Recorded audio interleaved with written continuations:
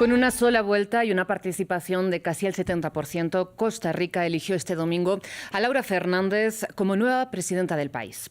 Politóloga y exministra de Presidencia del mandatario saliente, Rodrigo Chávez, la oficialista de 39 años, ha cosechado más del 48% de los apoyos frente a una oposición fragmentadísima y tras una campaña electoral centrada en el aumento de la violencia en el país. Laura Fernández es la nueva presidenta de Costa Rica, un mandato ciudadano que representa la continuidad del presidente Rodrigo Chávez en el país centroamericano. El pueblo habló. La democracia decidió. Costa Rica ha votado y ha optado por la continuidad del cambio. Fernández, de 39 años, es parte del partido derechista Partido Pueblo Soberano. Licenciada en Ciencias Políticas y especializada en políticas públicas, fue ministra de Planificación y de la Presidencia en el gobierno del actual mandatario. Me siento muy feliz porque continuamos en un proyecto democrático con continuidad de muchos proyectos que no se pudieron hacer en este gobierno y ahora se van a continuar con el gobierno de Laura. Y lo principal, que el país no tomó el rumbo de la izquierda. Heredera del oficialismo, basó su campaña sobre las promesas de reformas económicas como la venta de activos del Estado y de una lucha frontal contra el crimen organizado, una propuesta basada en el modelo vecino de Nayib Bukele en El Salvador, incluyendo el proyecto de una megacárcel tipo Secot. Sus seguidores destacan su experiencia en el gobierno, su conocimiento de los problemas nacionales y su enfoque cercano a la gente. Muchos la consideran la continuación natural de las políticas actuales. Una posición que se alinea con los intereses de Washington en la región, en un momento de giro a la derecha en buena parte de los países latinoamericanos.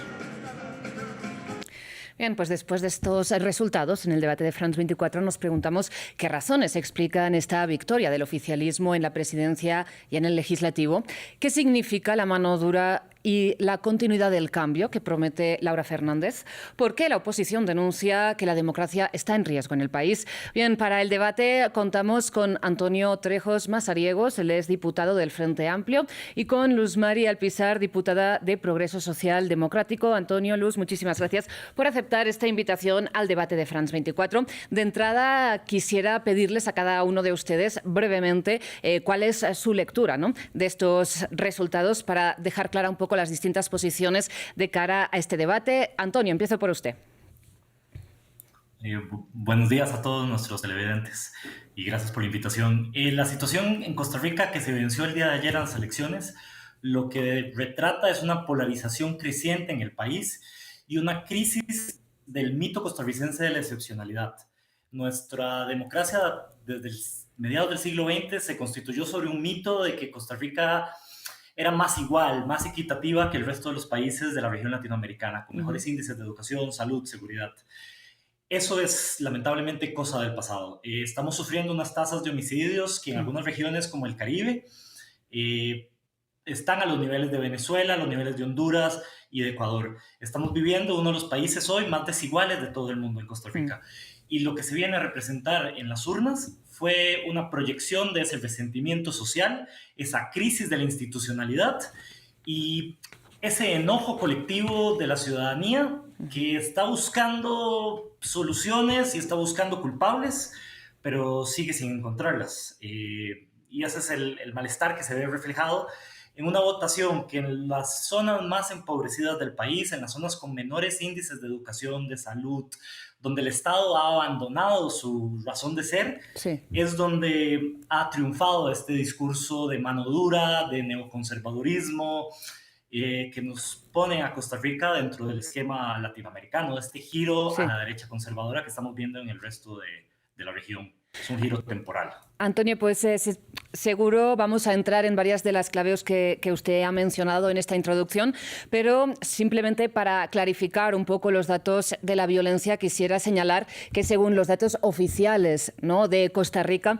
2025 cerró con 16,5 homicidios por 100.000 habitantes, mientras que el índice en la región latinoamericana es de 20 y en Ecuador, país que usted ha señalado, de 40. Pero vamos a entrar más adelante en diciendo que el aumento, sin embargo, es significativo y que todo es relativo en esta vida. Pero, Luz, sigo por usted, disculpe. Empecemos también con su postura ante estos resultados. Muchas gracias. Bien, Costa Rica se ha caracterizado porque permite, por lo general, dos gobiernos de un partido, digamos, de más tradicional o alguien que haya generado un impacto, como pasó hace unos años, que se quiebra el bipartidismo y luego le da la oportunidad a un partido diferente. Pero en aquel que el electorado tiene alguna esperanza, aún no teniendo un gobierno del todo adecuado para la población o al contrario, que todavía mantiene cierto nivel de confianza, le da 2 periodos consecutivos. Es una lectura que yo hago porque así ha pasado acá con un partido tradicional, como fue el Partido de Liberación Nacional, y que en el intermedio de 2 elecciones que ganaba, cambiaba al otro partido del bipartidismo. Pero desde hace ya 3 elecciones se hace una ruptura del bipartidismo y le da la posibilidad a un partido nuevo, como fue Acción Ciudadana, y aún teniendo su primera, su primera elección y todo su mandato no tan eficientes resultados, le da la segunda con la esperanza de que los problemas no se arreglan de una sola vez. Y esa es mi lectura primera que hago, porque Sí. es lo que nos está pasando actualmente. Se tiene una confianza en el gobierno y sobre todo en una figura como es el presidente de la República, con un discurso desde hace 4 años de que no se le permite trabajar y que necesita mejorar muchas cosas para poder continuar, y entonces se está cumpliendo exactamente la misma tendencia de permitirle a un gobierno que del todo no ha podido resolver, pero que sí ha tenido un discurso de que quiere hacerlo, pero que necesita más poder. Y eso, entonces, vuelve a poner a Costa Rica en 2 gobiernos consecutivos de un grupo, en este caso no es necesariamente el mismo partido, Claro. pero un grupo que es el mismo, Sí. y se le extiende. Eso viendo la historia de Costa Rica, que no se va exactamente a extremos, aunque sí estamos hablando de una derecha conservadora, porque buscó el apoyo de líderes religiosos. Ahora, hablando de la realidad de seguridad, aunque los indicadores latinoamericanos pueden ser mucho más altos, para nosotros los costarricenses Claro. veníamos con 9 a 12 homicidios por cada 100,000 habitantes y así permanecimos por más de 10 años. Claro. Y eso hace que en el 2022 y 2023, que comienza a dispararse este indicador, entonces nosotros sintamos que realmente esta no era nuestra realidad, sin dejar de lado que hay un análisis de que estamos en una zona de paso de droga y que cada vez más pues las mafias y la parte del narcotráfico utilizan el territorio,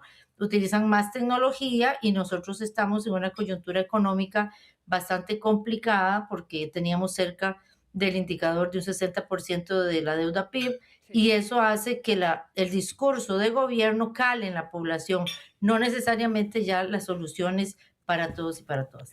Pues Luz, también espero que tengamos tiempo de entrar en varios puntos que usted ha mencionado, entre otros el de la gobernabilidad y la reforma no institucional que propone la presidenta electa, pero dado que el centro de la campaña ha sido la cuestión de la seguridad, quisiera que dediquemos un poquito más de tiempo a esta cuestión y también para arrojar los datos a nuestra audiencia en la línea de lo que ambos comentaban de este aumento, ¿no?, de la violencia. Lo que usted decía, Luz, que para los costarricenses el aumento ha sido muy significativo. Tenemos en los años 90 una tasa de 4,4 homicidios por 100.000 habitantes, en el 2019 de 8,4 y en el 2023 de 17, ¿no? Claro, se multiplicó por 4 en cuestión de 3 décadas para que tengamos un poco todos los datos en la cabeza. Entonces, Antonio, le pregunto, ¿cómo entiende usted lo que señalaba Luz, que en el gobierno de Rodrigo Chávez es cuando más ha subido esta violencia y, sin embargo, la ciudadanía le da otro voto de confianza? Las crisis generan miedo en la ciudadanía y por eso nos vamos a la provincia del Caribe, a Limón, en Costa Rica. Si bien la tasa de homicidios nacionales 17 por cada 100.000 habitantes, como bien mencionabas, en Limón esa tasa llega casi a 38 por cada 100.000, es más del doble. En Limón, donde la participación ciudadana en las elecciones es más baja, las personas si bien a nivel nacional fue cerca del 70% la participación, en la provincia del Caribe fue cerca del 50%, un 25% menos de participación. Y en una situación donde lo que se está generando es miedo, crispación social, un terror ciudadano ante el aumento efectivamente del ajuste de cuentas, de la violencia, discursos políticos mucho más agresivos que vienen a poner en entredicho el manejo institucional del país, la ciudadanía pues lo que busca son soluciones rápidas, soluciones fuertes, y en este marco discursos como efectivamente el discurso del presidente Bukele del Salvador, discursos que vienen incluso a prometer cercenar garantías constitucionales como el derecho a la reunión, a la privacidad, a no ser arrestados sin una orden judicial, discursos que vienen a poner eso entredicho y vienen a amenazar esas garantías, parecen encontrar eco en la ciudadanía aterrorizada por esta ola de criminalidad que se está insertando incluso en las instituciones públicas. Me parece que esa es la situación, es una situación muy riesgosa y debe entenderse con sus particularidades, porque no es lo mismo la situación que se está viviendo en el gran área metropolitana, en las partes urbanas de nuestro país, a lo que se está viviendo en las provincias costeras. El abandono institucional está promoviendo miedo, baja participación cívica y un aumento, por lo tanto, de estos discursos de combatir la violencia, con mano dura, con la disminución de garantías y derechos. Y esa es la situación que parece reflejar el resultado electoral del domingo. Claro, más allá de los discursos, ¿no?, que se generan en estos contextos, les quiero pedir cuáles son las razones de que se haya dado este contexto. ¿Por qué Costa Rica ha pasado de ser, insistimos, ¿no?, este concepto ya muchas veces repetidos, la Suiza de América Latina, a tener este problema con el narcotráfico, con la violencia vinculada al crimen organizado? ¿Qué ha cambiado, Luz? En los últimos 25 años, 30 años, se han insertado el Estado en unas políticas llamadas liberales o neoliberales de reducción del aparato estatal, y eso en la práctica lo que implica son menos programas sociales en las comunidades. Uno viaja a las comunidades que sufren más violencia y son comunidades donde la única presencia estatal es una clínica EVAIS, una clínica de la Seguridad Social y alguna escuela, ni siquiera un colegio secundario. Cuando no existen oportunidades de estudio, el resultado es que hoy los jóvenes de 15 años tienen nivel de lectura, de capacidad de leer, de un niño de 10 años, de tercer grado de la escuela, porque la crisis educativa es tal de que el Estado dejó de invertir en sus jóvenes, y lo que se ha provocado pues es un caldo de cultivo de falta de oportunidades y resentimiento. ¿Resentimiento ante qué? Ante esta falta de oportunidades justamente. Y se ve reflejada en un enojo colectivo a los partidos tradicionales, a las instituciones, al mismo concepto de la democracia, sí, a los discursos que vienen desde un enfoque más de derechos humanos. Y por eso el discurso también crea realidad, no es simplemente discurso versus realidad. Claro. Me parece que esa es fundamentalmente la situación que generó este resultado. La pérdida de oportunidades y la pérdida de inversión social en las comunidades ha generado un vacío que ha sido tomado por la violencia, por los grupos criminales que están funcionando en muchísimas zonas del país, principalmente el Caribe, pero también en la zona central. Está generando una crisis de aumento de los femicidios, violencia doméstica, un aumento de la violencia callejera, desde homicidios a otras formas de violencia, y es en ese sentido que la población tiene miedo y tiene derecho a sentir resentimiento y urgencia de soluciones. Luz, ¿está de acuerdo con el análisis que hace Antonio? Claro que sí, desde el punto de vista de que se ha abierto la brecha de desigualdad en el país por falta de políticas y de aplicación de programas que puedan venir a abrir las oportunidades en las zonas y principalmente en las costeras, que también son las que están más expuestas a el trasiego de droga y a las bandas de criminalidad, así como también a todo lo que venga a dañar la institucionalidad. Entonces, sí, se ha abierto la brecha, pero también especialmente el gobierno toma decisiones como el de pasar o trasladar la Escuela Nacional de Policías, que estaba cerca de las costas, a un lugar en el interior del país. También cambia, digamos, los puestos de control en la zona pacífica, de la zona, digamos, sur del país, donde sabemos que aproximadamente, según datos que externan los organismos internacionales, el 70% aproximado de droga pasa por el Pacífico, y el resto por el Atlántico, el 16-15% por el Atlántico, que nosotros tenemos los dos océanos, y luego el resto por tierra. Entonces, si vemos, el gobierno toma una decisión de cambio de los puestos de control y de amortiguamiento en estas zonas hacia otros lugares y deja descubierta la zona que consideramos más vulnerable. Entonces, todo esto nos lleva a que haya un problema, digamos, de confianza, pero aún así, llegamos entonces a estas elecciones, creyendo muchas veces que esto no es un tema nada más de estos 4 años, sino que es un tema que se venía acumulando en el tema de desigualdad, pero sí se toman decisiones como estas que les digo, de cambios de puntos de control en esta administración. Sí. Y el costarricense pues requiere y está exigiendo ya que los gobiernos y la gobernanza del país pues realmente les genere cambio y es lo que no está sintiendo. Por eso un gobierno que viene a denunciar en el argumento y de manera verbal, no necesariamente ya en políticas concretas, y con resultados que cambien los indicadores de manera contundente, sino que pueden estar todavía hasta en el margen de error. Entonces resulta que el costarricense viene y confía en eso porque esa es su necesidad. Se ve planteado que el tema de seguridad también está enfocado en lo que decía Antonio con el tema de juventud, que en este país, aunque la obligatoriedad de que los jóvenes estén hasta bachillerato en el sistema educativo, nadie está poniendo la mano ahí y está permitiendo que la juventud sea captada por el crimen organizado, dándoles otras oportunidades. Y es ahí donde el Estado está fallándole y por eso también está la situación que estamos viviendo hoy. Luz, quisiera para ir concluyendo que nos explicara usted entonces cómo entiende que el gobierno tome estas medidas, como retirar vigilancia en el Pacífico que usted señalaba, teniendo en cuenta que, según su análisis, son contraproducentes. Así lo vemos la mayoría de diputados y así lo ve una parte del pueblo costarricense y creemos que son decisiones que todavía no pueden ser del todo medidas electoralmente, ¿verdad? Todavía el ciudadano lo que está llevando es un discurso o creyendo más el discurso que las acciones que se puedan haber tomado en la zona sur, que es la zona que en este momento tenemos esa gran preocupación, a pesar de que es por todo el país, pero digamos que, ¿qué está sucediendo? Que el discurso está llevando más fuerza que las mismas acciones. Y de ahí, en el tema también de seguridad, tenemos una situación que es que aunque la Asamblea Legislativa haya aprobado presupuestos para las fuerzas policiales y de justicia, este gobierno pues tomó la decisión, un ministro, de no pasar los recursos.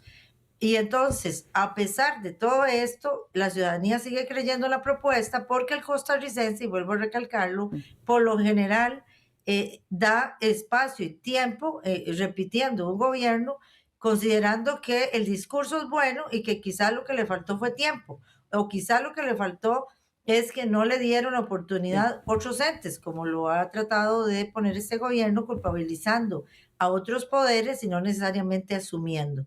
Pero el costarricense, aunque sienta todo esto, da y extiende 4 años más el periodo electoral. Y eso es permitido en nuestro país porque es un partido, no necesariamente el líder que esté al frente. Claro. Creo que será la prueba de fuego para un grupo que ha dicho que va a tener bajo control todas estas acciones, que nos parece a todos totalmente incongruente el quitar puntos de control, el no dar el presupuesto a tiempo a las fuerzas policiales, pero que también Costa Rica lastimosamente tiene una historia de un poder judicial lento, de una justicia lenta, y que entonces esa desconfianza hoy por hoy hace que el pueblo siga creyendo entonces en un discurso nuevo, un discurso confrontativo, que lastimosamente también ha llegado a temas de odio, digamos como discursos de odio, de desacreditación de la democracia o de la institucionalidad. Entonces, esa es nuestra realidad hoy, pero también tenemos que pensar que al no estar los recursos no se le podría exigir del todo a las fuerzas policiales porque estamos en desventaja de todas formas, con presupuesto o no, fuerzas, digamos, Sí. de poder, ya que de narcotráfico que es tan fuerte. Siempre hemos estado en la región, siempre hemos estado en esa vía, pero quizás no se había visto que en Costa Rica se tenía esa flexibilidad. Recordemos que somos un país de una historia democrática, de una historia pacifista, pero que en los últimos años, por esta brecha que bien decía Sí. Antonio, entonces las oportunidades no se ven y es donde la gente está dando un voto de confianza por el cambio o porque las acciones sí las van a poder tomar con más tiempo. Claro, hablemos precisamente de esta continuidad del cambio y de cómo va a cambiar la gobernabilidad del país, teniendo en cuenta que el oficialismo ahora tiene la mayoría simple en la Asamblea, ¿no? La mayoría absoluta, digamos, pero no tiene la mayoría cualificada para hacer ciertos cambios en la Constitución. Antonio, usted, por las últimas informaciones que tenemos, renueva su curul de cara a este legislativo. ¿Cómo ve qué perspectivas tiene de cara a la gobernabilidad del país? ¿Cómo cambia que el oficialismo tenga mayoría en el Parlamento? Bueno, en Costa Rica no tiene reelección continua en el Parlamento. Yo no soy parlamentario, estoy ingresaré como el segundo diputado más joven de la siguiente legislatura, a partir de mayo del 2026 hasta el 30. La situación de la gobernabilidad es la siguiente. El partido de gobierno, en realidad es el partido de la señora diputada don Luz María Alpizar. Fue un partido que hizo un trato, un negocio con el entonces candidato presidencial y hoy presidente Rodrigo Chávez, para utilizar el partido como una especie de vehículo, de taxi electoral, y logró elegir 10 diputaciones de un parlamento pequeño de 57 que tiene Costa Rica. A lo largo de estos 4 años, el discurso del partido de gobierno fue: no tenemos suficientes diputados, suficientes curules para gobernar. Necesitamos más poder para gobernar. El Poder Judicial tampoco nos permite gobernar. Tenemos que cambiar los jueces, es parte del discurso. Pero en 4 años no se presentó ninguna reforma por parte del gobierno al funcionamiento del Poder Judicial. Intentos nada más de elegir jueces, pero no de cambiar los problemas del Poder Judicial. Ahora, la ciudadanía le ha dado 30 diputados de estos 57, es decir, una mayoría absoluta al gobierno, con un nuevo partido político conseguido mediante otro proceso de trato, de pacto con políticos locales. Es el nuevo partido de gobierno, aunque es el mismo gobierno actual. Y bueno, tendrán el reto de gobernar. Tienen una mayoría, ahora la ciudadanía se las ha dado. Y a los partidos de oposición hemos, como ciudadanos, acordado hacer la Asamblea Legislativa menos fragmentada en los últimos 20 años. Habrá un partido de gobierno que tiene una mayoría absoluta, 2 oposiciones con 7 diputados y 2 diputaciones independientes que nos corresponderá a los partidos de oposición fiscalizar, garantizar el respeto a la Constitución política costarricense y garantizar que no se estorbe, no se estropee y no se bloqueen las libertades de los ciudadanos ni de las instituciones costarricenses. Y el partido de gobierno, ahora con una mayoría, que es lo que ha pedido durante 4 años, tendrá que demostrar su capacidad para implementar planes de acuerdo con nuestra cultura política de paz, de democracia, pero planes que sean eficientes, que sean democráticos y que sean efectivos para solventar los problemas que aquejan a la ciudadanía costarricense, que van, como bien lo mencionábamos, desigualdad, inseguridad y falta de oportunidades sociales en empleo, educación, salud. Esos son los grandes retos de gobernabilidad que tendrá.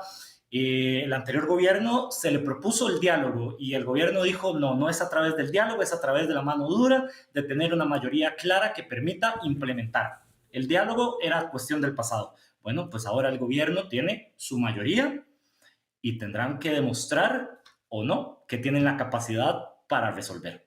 Y ese es el reto democrático que nos encontraremos. Y, Antonio, Laura Fernández, aparte de prometer también mano dura, ha hablado de la Tercera República de Costa Rica. ¿Qué significa exactamente? ¿Cómo lo entienden este cambio que parece pues, el de ir en dirección, ¿no?, a una reforma constitucional?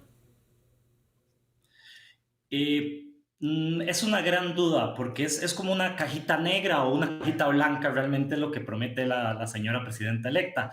Eh, Piden una tercera república, pero no sabemos realmente, no han dicho cuáles son esas reformas que proponen, el mejoramiento institucional que proponen.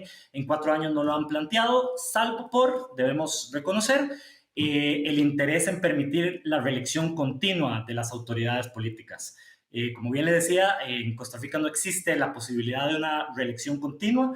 Todos los puestos políticos nacionales cumplen su cargo de 4 años y deben salir y pueden volver años después, pero no pueden entronizarse en el poder como ocurre en Nicaragua, en Venezuela, en El Salvador. Tienen que renovarse. Bueno, el gobierno ha prometido como parte de este plan de la Tercera República permitir la reelección continua. Aparte de eso, no sabemos, no tenemos realmente certeza los ciudadanos, porque no se ha planteado, no se ha permitido, no ha tenido la discusión todavía de cuáles son esos grandes cambios en la Tercera República que se propondrían. Pero lo digo como ciudadano y como joven, el país requiere grandes cambios, un nuevo pacto social que renueve y fortalezca el que constituyeron nuestros abuelos a partir de 1948, que fue la última guerra civil que sufrimos como país. Y Luz, le planteo precisamente, ¿no?, a raíz de esta imposibilidad, de esta prohibición constitucional de renovar los mandatos, Rodrigo Chávez no ha podido presentarse a estas elecciones, pero Laura Fernández asegura que contará con él, incluso ha planteado tenerlo como ministro de la presidencia. ¿Qué papel espera usted que ocupe Rodrigo Chávez en este nuevo gobierno? Sí, nada más quiero retomar. Esta campaña, doña Laura pedía 40 diputados, de los cuales logra solo 30. Esa diferencia hace que no se vaya a tener la posibilidad de hacer todos los cambios que ellos querían, y es que el costarricense por lo general no cede el poder en absoluto. Le está permitiendo poder sacar proyectos que sea con mayoría simple, pero no proyectos con la calificada, como bien se dijo, con cambio de magistrados, con posición digamos, de algunos de los cambios principales que ellos querían hacer en la Constitución. Entonces, eso limita todo el proyecto que ellos han venido diciendo en campaña. Ahora, don Rodrigo, pues, goza de una popularidad no vista en Costa Rica por muchos años, dado que él ha mantenido una apertura de comunicación un día a la semana con la ciudadanía, donde él mismo la dirige, y ha hecho un acercamiento donde ese discurso que es ese cambio, pero no necesariamente, como bien se ha dicho, no necesariamente está claro el cambio, sino lo que está es el discurso.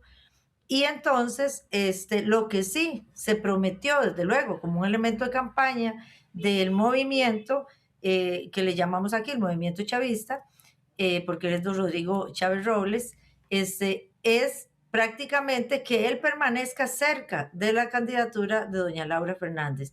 Doña Laura pega, y ellos así lo hacían ver, todo el cambio se ocupaba con 40, ahora tienen 30, por tanto ya ellos saben que no lo van a poder hacer, y la ciudadanía también, pero que don Rodrigo va a permanecer cerca, según esto, en un puesto de ministro de la presidencia, que le tocaría hacer la conexión de diálogo y de negociación con la Asamblea Legislativa. Antes de ayer, con 40 en el papel, era más fácil ser ministro de la presidencia, don Rodrigo, porque ahí no ocupaba negociar con nadie, que ha sido como su estilo. Pero ahora con 30 se puede cuestionar hasta dónde él va a poder estar en un ministerio de la presidencia si realmente no ha establecido diálogo, que lo que esperamos los costarricenses es que realmente se pueda lograr con quien se ponga. Ahora, eso es parte de lo que se usó en campaña para el logro que se obtuvo, pero no necesariamente es ahora, después de no tener los 40, la confianza para que pueda ser él quien juegue ese rol. Por el bien de Costa Rica lo esperaríamos todos. Y nada más quiero aclarar que efectivamente yo soy la presidenta y fundadora del partido que en el 2022 llevó al movimiento que traía don Rodrigo a la presidencia, no necesariamente por un negocio, como dijo el compañero, porque nosotros no trabajamos así, lo hicimos de una manera abierta y construyendo el país, ni por ninguna negociación fuera de lugar en Costa Rica ni por dinero, fue una unión de equipo de gente que sí queremos el cambio porque la ciudadanía lo requiere, somos un partido emergente, pero es un partido que dadas los discursos y las formas, nosotros mismos también tomamos distancia y el movimiento, porque el movimiento es un grupo que no valora a los partidos políticos, porque ya el costarricense también este discurso lo ha calado en él, entonces hoy están con otro partido como mañana pudieran estar con otro. Claro. Entonces, ese cambio de enfoque es lo que hoy tenemos que ver y don Rodrigo es la persona que está por detrás hoy de doña Laura, pero que yo quisiera creer que ella, una mujer que viene exactamente de la vida democrática, de la institucionalidad del país, la gran diferencia es que don Rodrigo no tenía ese conocimiento ni esa experiencia, Sí. que sí tiene doña Laura de estar siempre en la parte pública y de ser una persona que estudió y se formó en la vida de las universidades públicas del país y ha Sí. estado siempre en el gobierno. Entonces, podemos pensar que hay esa luz de esperanza dentro del respeto a la institucionalidad, pero se le suma también el hecho de que no tienen el poder de la votación absoluta, digamos, las 2/3 partes de la Asamblea Legislativa. Por tanto, yo quiero pensar que una vez más Costa Rica puede salir adelante, pero que sí la oposición va a tener que jugar un rol y no solo la oposición, los movimientos sociales para que se haga el equilibrio. Sí. No podemos dejar nada más al gobierno. Luz, le pido muchísima brevedad porque estamos llegando al final de este espacio, pero creo que sería interesante para nuestra audiencia que usted valorara, pasado el mandato, pues esta ayuda, ¿no?, a Rodrigo Chávez a llegar al poder. Por parte nuestra, lo que hemos ofrecido y también varias fuerzas digamos que de oposición, es siempre construir en lo que se pueda en conjunto y creo que si don Rodrigo va a estar junto a doña Laura Fernández, pues tendrán que llevar ahora sí a la práctica todo ese discurso porque ahora sí el pueblo le ha dado esa posibilidad porque uno de los obstáculos que más él señalaba era que el primer poder de la República no le dejaba trabajar, Sí. cosa que yo, que soy diputada, sé que no fue así, pero que ahora él tiene todas las posibilidades para que entonces esa asamblea camine y lo que más va a tener que hacer es poder llevar realmente a las acciones que el costarricense pueda sentir de qué era lo que se ocupaba. Así es que creo que en Costa Rica somos un país con una democracia bicentenaria donde la tolerancia política Sí. ha sido parte de nuestra idiosincrasia y que creo que el pueblo costarricense, al no darle los 40, le está diciendo que, si bien es cierto, le gusta el discurso, todavía no le cree del todo. Pero Sí. a la vez, el resto de oposición nos toca más que todo es estar presente en estas decisiones. Y yo más que todo, que estoy como en el centro de las dos discusiones, porque también fuimos parte de ese génesis, pues siempre en los valores democráticos y de respeto, pero sí contundentemente tenemos que colaborar, pero a la vez también Sí. ser personas que estamos ahí vigilantes de que la institucionalidad le sirva al costarricense, pero que no se nos destruya. Antonio, le doy la palabra para concluir como parte de la oposición. ¿Cuál es la autocrítica, ¿no?, después de estos resultados? Lo decíamos, una oposición totalmente fragmentada, 20 listas. ¿Cómo lee dentro de la autocrítica estos resultados? En las elecciones tras anteriores fueron 25 partidos, ahora 20, y los que llegan al Parlamento pasaron de 6, que terminaron siendo 9, 10 agrupaciones con divisiones internas, ahora pasamos a 5. La fragmentación, de hecho, se está reduciendo. Solo 2 partidos políticos, realmente solo un partido político creció en representación parlamentaria, ese se llama Frente Amplio, y tenemos una nueva fuerza, una nueva plataforma electoral con el que el discurso del autoritarismo resultó victorioso en las elecciones, pero de las bancadas y de los procesos democráticos que existen en el país, uno solo creció en apoyo popular y ese es el Frente Amplio. ¿Y por qué creció en apoyo popular? Lo reconocen opositores, amigos, enemigos, tirios y troyanos.